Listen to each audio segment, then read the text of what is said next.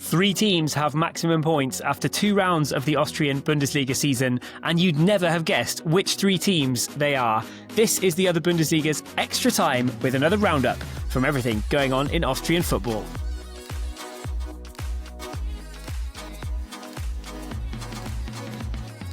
Hello and welcome to this episode of the Other Bundesliga Extra Time with me, Tom Midler. These Extra Time pods are a quick weekly roundup of everything that's going on in Austrian football, and I'll start with a little bit of housekeeping. Thanks to everyone who's gone to buymeacoffee.com/Other Bundesliga. That's the place where you can go and chip in some beers towards the cost of the pod. Thank you very much to Philip, who's gone and done that recently. Thanks to everyone who's done that in recent weeks and months. It's buymeacoffee.com/Other Bundesliga.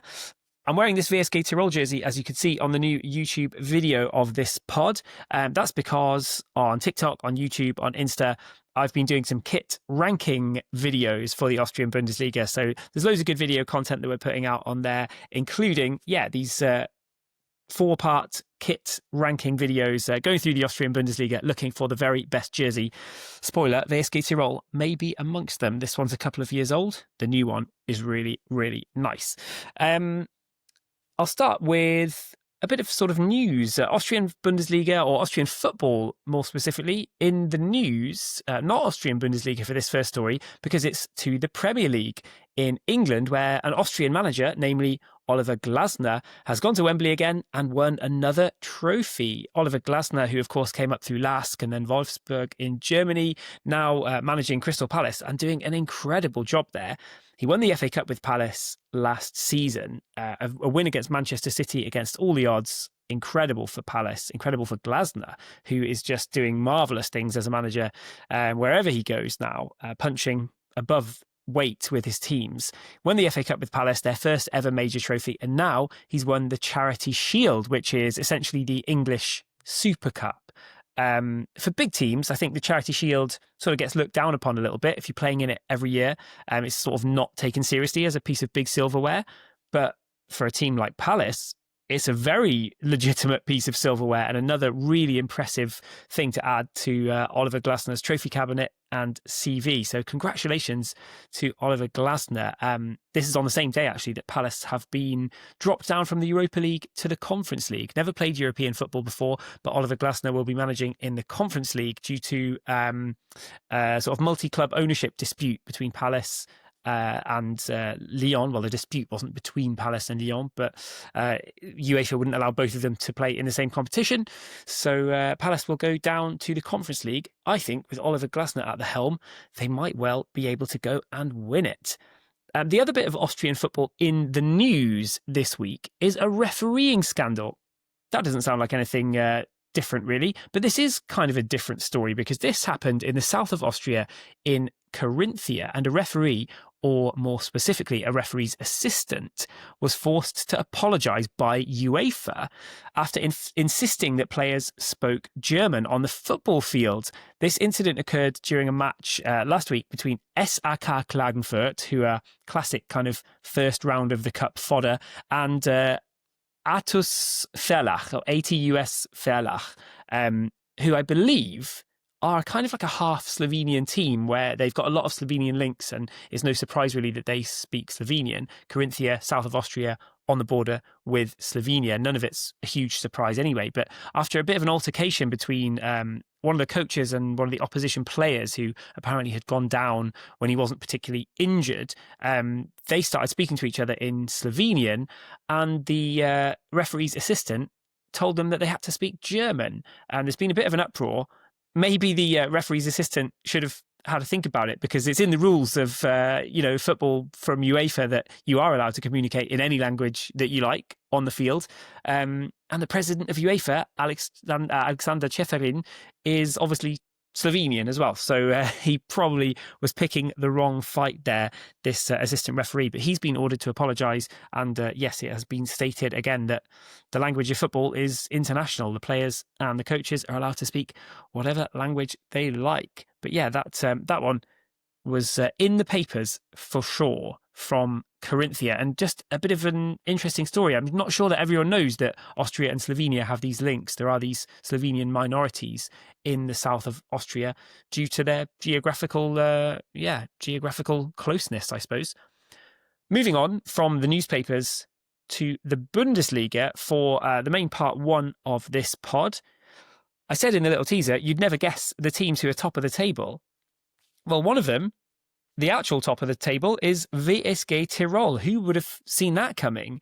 WSG Tirol, 2 wins from 2. Altach also with 2 wins from 2. So very good for the teams out west at the moment.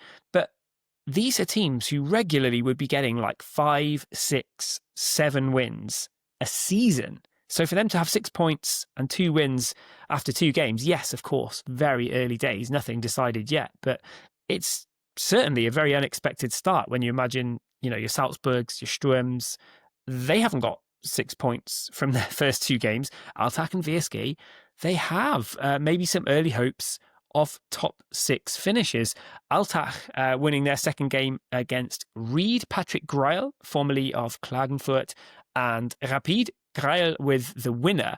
But something very unusual happened in both Altach's game and WSG's game on match day 2. The weird thing for Altach was that Mohamed Ouedraogo scored directly from a throw-in. He went for a long throw from the right flank. It went all the way in to the top corner. I've never ever seen this before in football, but nobody touched it on the way in, so the goal didn't count. I'm not sure if it's genius or luck for the goalkeeper, but he kind of pulls his hand away at the last second. I think the keeper took a really brave decision in that moment and thought, if I don't touch it, it won't be a goal, it won't count. And that was how it was. Altach won anyway. And in WSG Tirol's game, the other really weird thing that I've never ever seen before is that one of the goals that went in was caught by a player inside the goal. So it didn't hit the net. He actually kicked the ball to a teammate who caught it inside the net. It was like a touchdown or something. It was like WSG Tirol got a touchdown by catching the ball behind the goal line. So just a very bizarre way to score their 4th goal. WSG Tirol, with a goal that I've never seen before. So in that is their 4th goal, by the way. They won... No, it was not their 4th goal. Sorry, it was their 3rd goal. It's Valentino Müller's 4th goal of the season. But their 3rd goal of the game, they beat Lask by 3-1, and they fully deserved it as well. They were 14-1 up on shots at half-time. They were 2-0 up at half-time. They conceded to make it 2-1. And the WSG Tirol of old would have drawn that game 2-2. They held on and they won. Former Lask man himself, Valentino Müller. The reason I said 4th goal was because he's moved on to 4 goals for the season already. He's got a brace in both Bundesliga games. He actually scored in the cup too, so technically his total tally is 5. And he missed a penalty in the game against Lask. So what a start for Valentino Müller this season, the WSG Tirol captain. And it should be said that he's got 4 goals already and missed a penalty. Ronnie Valdo won the Golden Boot in Austria last year with 14. So he's already not that far away. He's like a quarter of the way and more towards the full season Golden Boot tally for last year. I reckon we're going to get a much higher tally than you'd expect this season.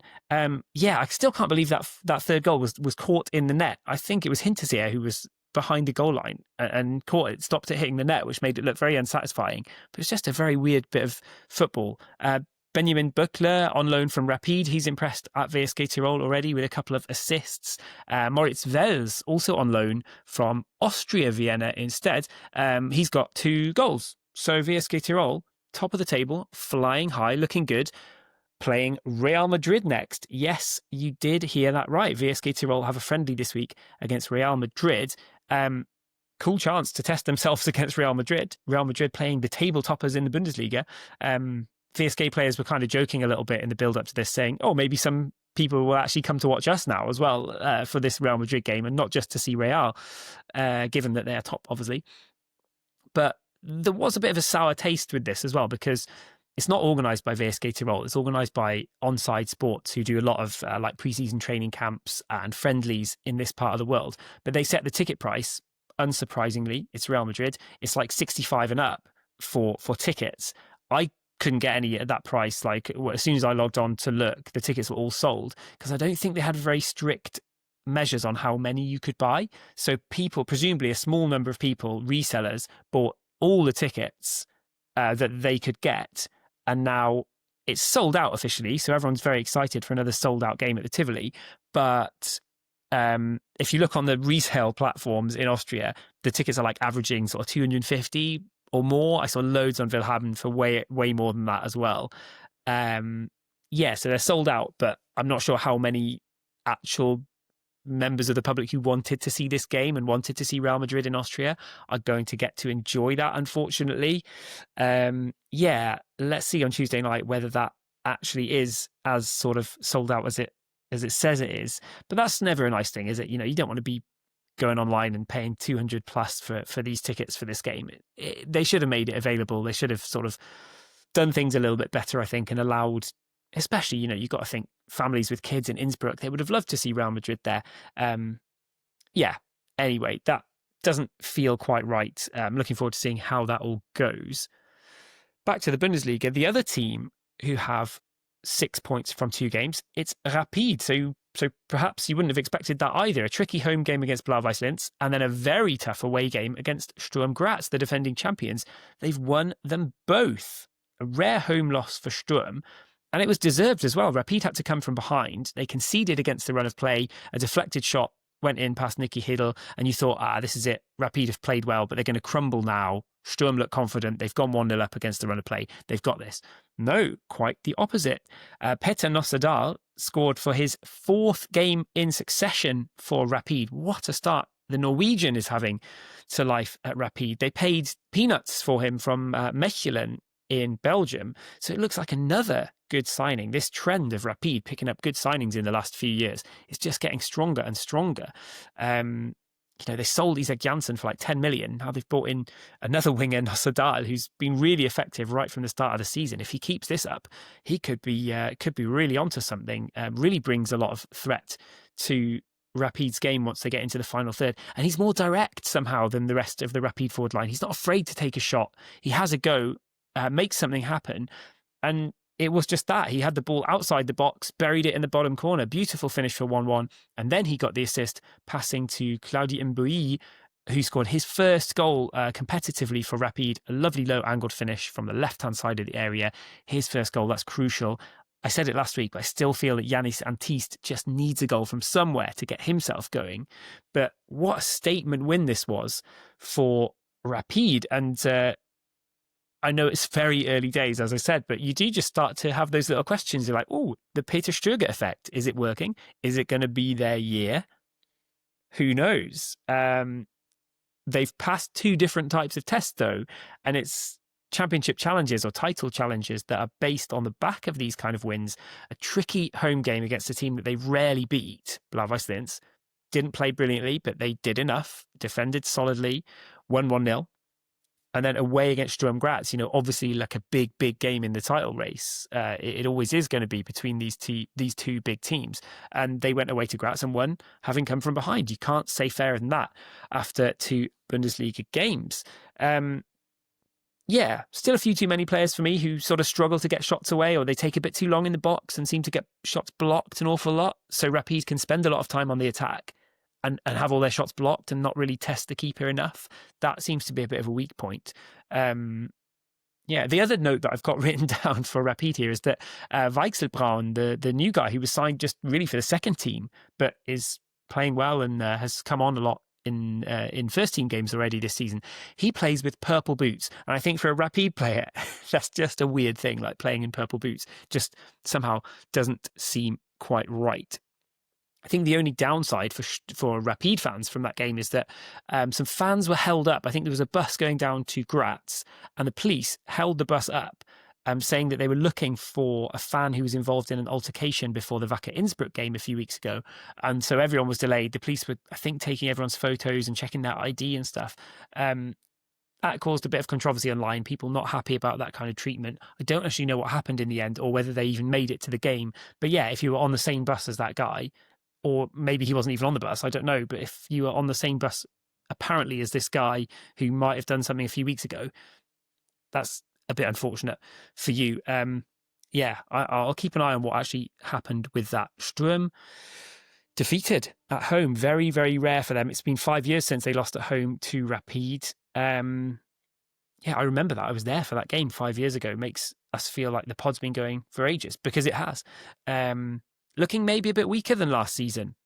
Hard to say at this early stage, but yeah, I mean, losing at home to Rapid would not be the best of signs for them at this early stage. Salzburg claimed a big win. They won 5-0 against GAK. That was much needed. Get a bit of confidence into the strikers. Downside for them, Sekou Fofana came in with a thunderous challenge on Sota Kitano early on. Kitano's been a great new signing for Salzburg. He's gone off with, I think, with a fracture as well. He's going to be out, I reckon, for a good couple of months. Horrible challenge early on. Fofana was sent off. GAK down to 10 men, but Salzburg won the game but lost Kitano, unfortunately. After that, it was one-way traffic. Alay Begovic, who I commentated on a few times for his previous side, the junior team at Bayer Leverkusen. Alay Begovic scored a lovely goal that just hammered one into the bottom corner from distance. Yeah, thunderous effort for 1-0, and Salzburg ran away with it from there. Austria Vienna. They are conceding from what feels like every shot at the moment. Leaky in Europe, leaky in the Bundesliga. Dragovic was out, rested for this game as a precautionary measure. A shot in off the post from Schupf of VAC. They just can't keep goals out at the moment. Shame for Austria Vienna.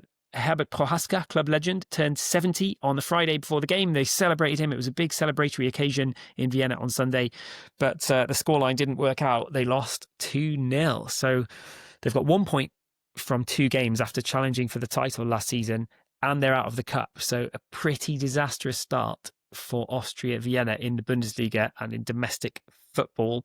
The only teams worse off, Lask and Blau-Weiß Linz, both with no points from 2 games. Particularly surprising there for me, Lask, who I thought looked pretty decent coming into this season, and I was expecting more from them. Panic stations maybe already for Lask. The other kind of domestic football news, I'll drop down to Liga 2, the second division, for a moment. Nearly 5,000 fans turned out for First Vienna against Austria Salzburg. We really wanted to go to this. We were all busy on Friday night. We were all otherwise engaged, unfortunately. But Hohe Warte, beautiful place to watch football. First Vienna looking really strong in the second division.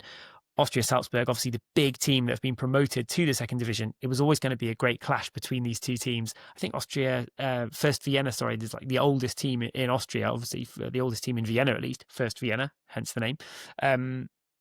And then, Austria Salzburg, it was always going to be big, but nearly 5,000 fans, a great night for it. First Vienna won 3-0. They are looking good. We were asked a couple of weeks ago, what do you think First Vienna are missing for a title challenge in Liga 2 this season?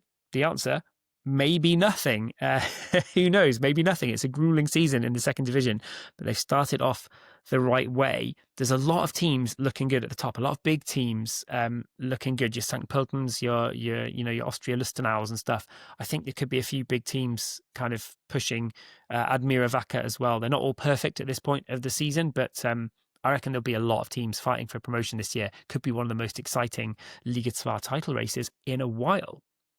To the women's game, the season hasn't quite started yet, but the cup started and Rapid are out. That is the shock in a way.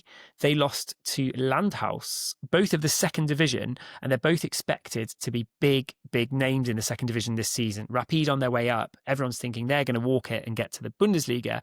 Landhaus are the other team probably vying for that title, and they laid down a marker by winning 1-0 in the first round of the cup. So an interesting meeting between that pair. Austria Vienna, some good news for Austria Vienna is that they won 15-0. Their women's team won 15-0 against Melk in the first round of the cup. Salzburg won 8-0. Obviously, some of these ties are going to be pretty one-sided. Sturm beat GAK in a city derby by 5-0. Nothing too unexpected there. And St. Pölten against First Vienna kicks off the Frauen-Bundesliga season this Friday. And I'll finish it there for part 1 of this episode of the Other Bundesliga Extra Time.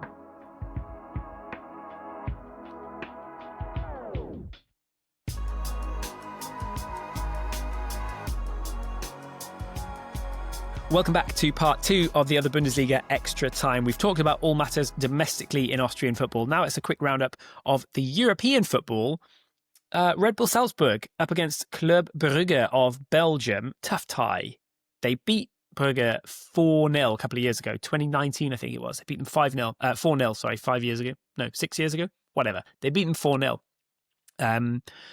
But you feel like, if we're being realistic, Austrian football's dropped a little bit. The league has dropped a little bit since then. And so although Salzburg have this good record against Club Brugge, I think it was clear that Brugge were the favourites. You know, they've reached the last 16 of the Champions League twice in the last 3 years. They came in as favourites. But I was very happy because Red Bull Salzburg asked me to commentate on these games, which has been really nice. So I took a couple of trips to Salzburg in the last few weeks. I did the game against Brann and the game against Brugge in Salzburg. And the international feed of that, the clubs get their own rights in a way to sort of distribute the TV coverage outside of their own country. And Salzburg have used that for an international stream of the game. That went on their social channels and on YouTube and stuff on the RBS TV. And it got 430,000 viewers, I think, which is a really good number for an international viewership on an Austrian team's game in Champions League qualifying. So, yeah, really happy that was such a success. So many people interested to tune in. Unfortunately, from the Austrian perspective, it was Brugge who won 1-0. Austria can rue the lack of points gained for the coefficient there, because Salzburg were a bit unlucky as well. They could have at least come away with a draw, which means, you know, a little bit of coefficient point balance going in, a bit of money as well. But Brugge came away with a 1-0 win. It could have been 1-0 Salzburg. They had so many good opportunities. Like, they weren't like sort of knocking on the door the whole time, but against a good team like Club Brugge, you're going to allow a few chances and hopefully you're going to create a few chances. They really took the game to them. They tried to go out there and win it. Mignolet, the goalkeeper for Brugge, made a whole bunch of good saves. Yeah, felt really unlucky. And then just one time, Rasmussen in defence was pretty solid actually for Salzburg. But one time, it was Romeo Famant who got in behind him, run into across from the left-hand side, just got there first and poked it home from close range. Schlager in goal as well, made a lot of good saves, but couldn't do anything about that. So a little unlucky for Salzburg. I would say they're still in the tie, of course, at 1-0, but going away to Brugge this week and winning at the Jan Bredel Stadium, it's going to be really difficult for them. The good news is, if they go out of that, they're in the UEFA Europa League anyway, which obviously the club want more. They want to be Champions League. Europa League is probably a decent place for Red Bull Salzburg to be, or FC Salzburg as they would be once they reach European group stages. The other team who might have a chance with Europa League is VAC. I didn't give them a hope against PAOK, to be honest. Away against PAOK, I thought no chance. They came away with a 0-0 draw, and they almost won it. They probably should have won it. Avdiay had a shot deflected just over the top. Ballo forced a good save. They had the better chances. PAOK were booed off by the audience, by their fans in Greece.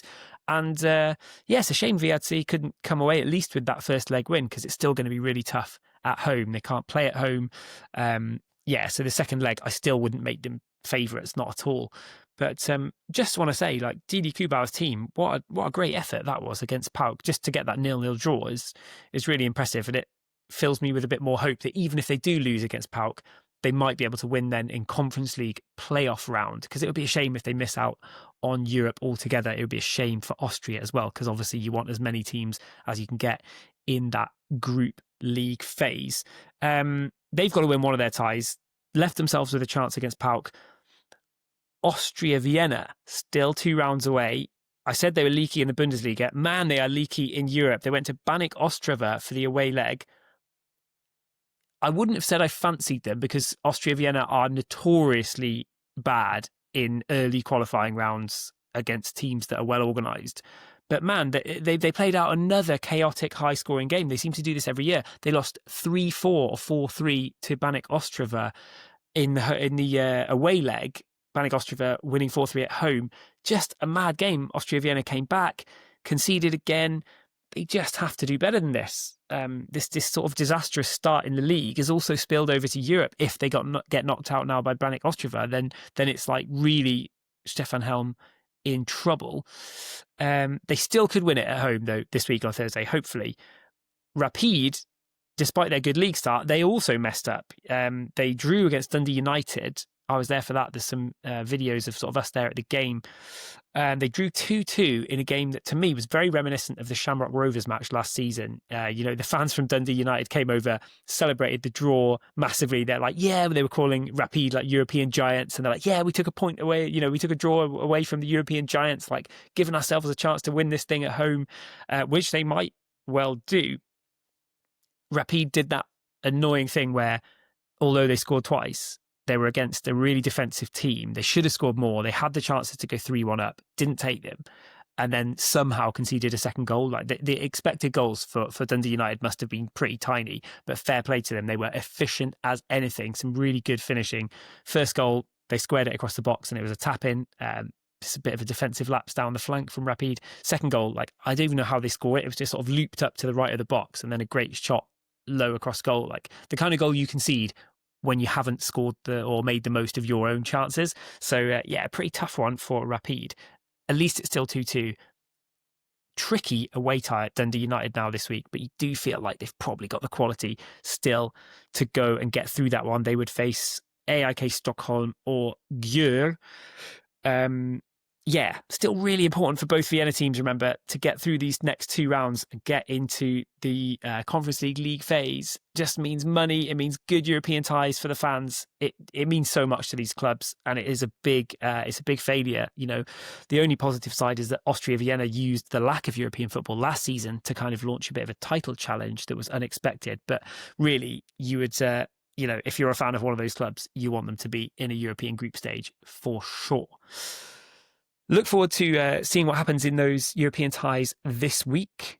That'll do for this episode of the Other Bundesliga Extra Time. We'll obviously keep you up to date on Twitter and all the other social media channels about what happens in these games in the coming week. Lots of Austrian football action to look forward to. Follow us on TikTok, Insta, YouTube, wherever, and come back again next week for another episode of the pod. Thanks for listening.